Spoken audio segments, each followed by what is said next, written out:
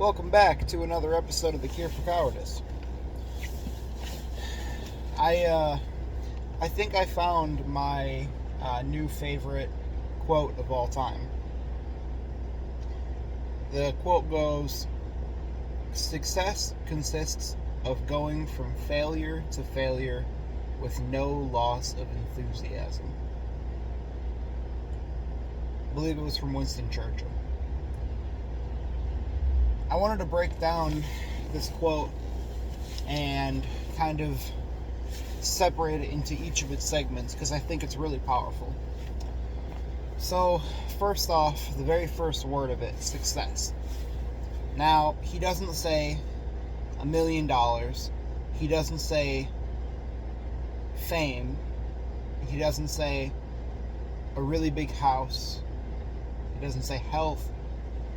What he says is success. And I think the reason that that's powerful is because we get to define it. And it's dependent on the circumstance. Success in one endeavor might mean something completely different for another endeavor. And so we are truly able to apply it towards whatever it is that we're trying to accomplish. And I think that that's very powerful because it's not there's no real cap on it. If your goal is absurdly big, success is still success. So that's that first part of it. And the next part consists of going from failure to failure. So this is really powerful because for me, the longest time I wasted spending trying to figure out the perfect route, the exact right way to do things, and trying to figure out what angle, what hack, what shortcut I could use in order to get what I want without having to put in the work that other people did. And I think part of that is that I was just afraid of failure. I didn't understand what it really meant because I've spent my whole life, for the most part, with these really massive goals and with people who care about me very much trying to discourage me from pursuing certain ones. Not because they want to hold me back, but because they're worried that I will spend all this time chasing something and then not achieve it. And then that will be wasted time and I will be that much further behind in life. And so, for most of my life, I've been so afraid of failure because it wouldn't just mean that it was wasted time, but it would also mean that these people were right. It would mean that these people who were telling me that I should set more realistic goals, that I should pursue a more stable line of work, whatever it might be, it would mean that they were right the whole time. And that is a very massive hit to the ego that I did not want to swallow, didn't want to accept. And so, failure is not the opposite of success, it is a requirement of success. The most successful people on the planet have failed more times than anybody else has even tried.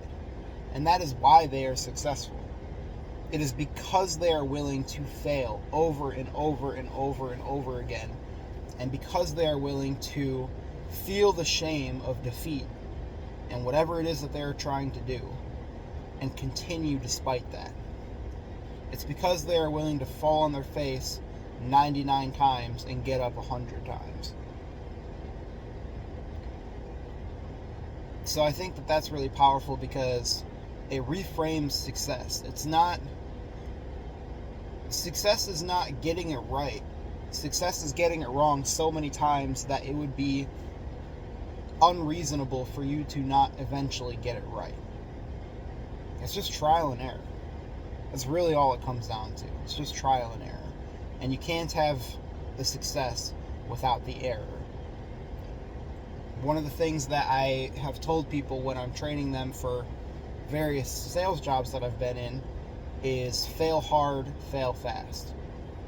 And I knew that it was important, but I didn't really put too much thought into it. It was just like a catchy thing that I thought of to say.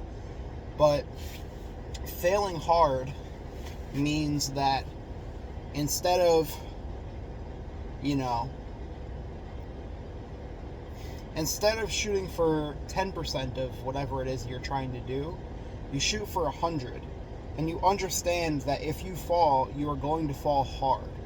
And it's going to hurt. And it's going to be embarrassing.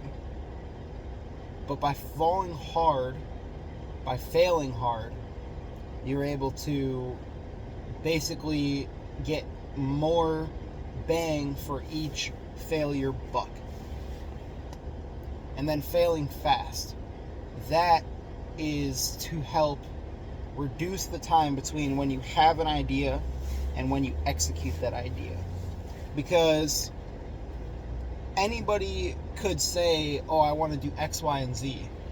And then what most of us do is we sit there and we think about how we want to do it, how we want to proceed, what's the best possible way to do this thing, how can we set ourselves up in such a way that failure is almost not even a possibility. But by failing fast, by shooting from the hip, it's not so much that you're forcing action quickly, it's that you are accepting that you will fail. It's not a question of if you will fail. It's a question of how fast you can fail so that you can move on to the next failure and move on to the next one. And over time, as you stack these losses, you will eventually build your way up to the point where you have failed in so many different ways at so many different things that you have so many lessons built up behind you that when you run across a situation where you previously screwed up, you'll be able to know exactly what to do and react appropriately. And that is how you get the successes. So that's that part of it where consists of moving from failure to failure. Now, with no loss of enthusiasm, this part I feel is the most important. Because it's one thing to wake up and try something hard every day. But it's a completely different thing to wake up and try something hard every day and still come at it with an optimistic outlook. And still come at it with the energy and passion and curiosity that you had with the last thing and the thing before that. Because he doesn't say with no loss of energy. He doesn't say with no loss of hunger or no loss of passion. He says with no loss of enthusiasm, which I feel like combines a whole lot of different emotions into one. It's not just that you are happy to try the next thing. It's not just that you are satisfied with the progress that you are making. And not satisfied in the sense that you are content, that you are okay with where you are, but you're not beating yourself up for every single failure. You learn the lesson and you move on. It's not just that you are passionate. It's that you are enthusiastic.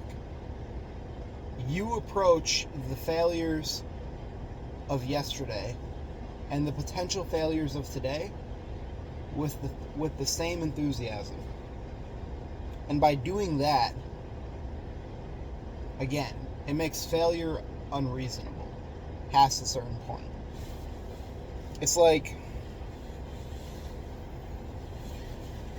if you're rolling a dice, if it's a 6-sided dice, if you roll it 100 times, the odds that you roll a 6 is almost 100%. It's just playing the odds. It's just trial and error. But if it takes you longer and longer to roll the dice each time, and then you're scared to look at what the result is, then it's still inevitable. So long as you don't quit, success is still inevitable. But it's going to take a long fucking time, and it's going to be painful, and you're going to be miserable. But if you can maintain enthusiasm while you move from failure to failure, success will come before you know it. And it'll be unexpected. And you know what? After that success, there will be more failure. You will fail a lot more often than you will succeed. But the difference between the people who get what they want in life and the people who don't is the ability to move from failure to failure without loss of enthusiasm. I think that just about covers my thoughts on it. This is something that, it's a quote that I've heard before in the past, but I didn't really take the time to appreciate it and break down what each part of it meant to me before. I'm going to try and live by this and see how it goes for me, but I truly feel that so far it is one of the best quotes that I've ever heard, and also gives the best blueprint in order to achieve what we want to in life. So anyway, I think that's what I got for this one. I gotta go brush off these windows because the snow is coming down. Got the car nice and toasty. Thanks for tuning in. Catch you all on the flip side.